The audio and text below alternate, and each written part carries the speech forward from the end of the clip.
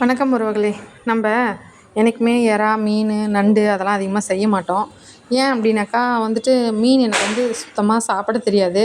அதனாலவே வீட்டில் மீன், எறா அதெல்லாம் செய்ய மாட்டோம். அதுவும் இல்லாமல் நம்ம இருக்கிறது ஒரு வில்லேஜியா, அதனால் இங்கே அதிகமாக ஃப்ரெஷ்ஷாக மீன் கிடைக்குமா கிடைக்காதான்னு ஒரு குழப்பம். எப்போ வந்தாலும் மீன் எங்களுக்கு அது எங்களுக்கு செட் ஆகிறதில்ல, பிடிக்கிறதில்ல.